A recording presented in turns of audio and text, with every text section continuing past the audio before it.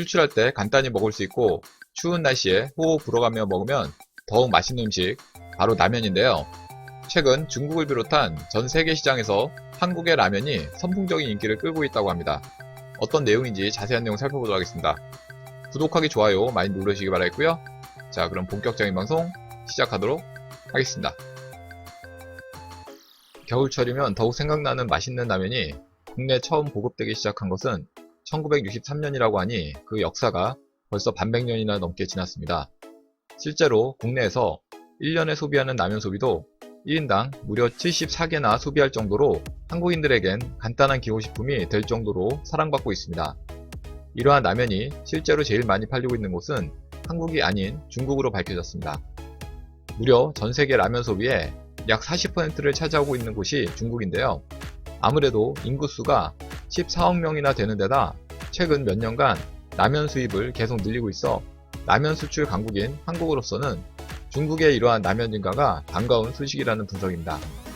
코트라에 따르면 중국의 라면 수입액은 2014년 8,386만 달러에서 지난해 2억 4천만 달러로 급증했으며 작년 상반기 수입액은 직전 연도 같은 기간보다 13%나 급증했다는 것입니다. 특히 중국이 한국에서 수입한 라면은 2014년 1,515만 달러에서 4년 후인 2018년에는 1억 달러로 6.6배 수준에 달한 것으로 조사되었습니다. 이에 따라 중국의 전체 수입산 라면 시장에서 한국은 대만 등을 제치고 압도적인 1위를 차지했습니다. 이처럼 중국의 라면 수입이 급증하는 것은 프리미엄 제품을 중심으로 시장 자체가 계속 성장하기 때문이라고 풀이되고 있습니다. 실제로 전체 라면 매출 규모가 전년보다 5% 정도의 성장세를 보인 반면 중국 시장에서 프리미엄 라면 매출은 30% 이상 늘어난 것으로 집계되었습니다.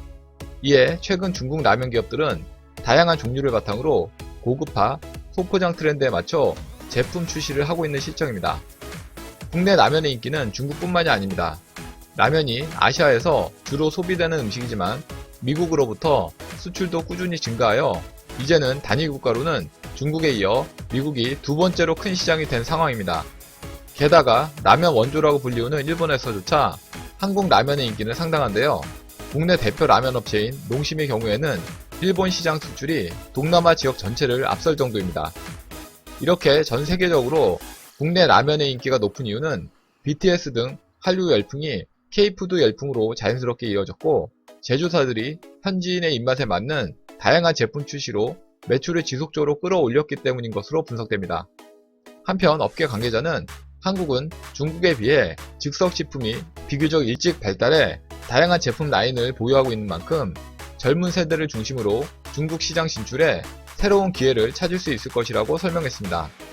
중국은 인구수 면에서 정말 엄청난 잠재력을 지닌 만큼 중국 시장에서 더 높은 점유율 확대를 끌어올리길 기대합니다. 이상 중국 라면 수출에 대해서 알아봤고요. 다음 시간에 더 알찬 내용으로 강의 올리도록 하겠습니다.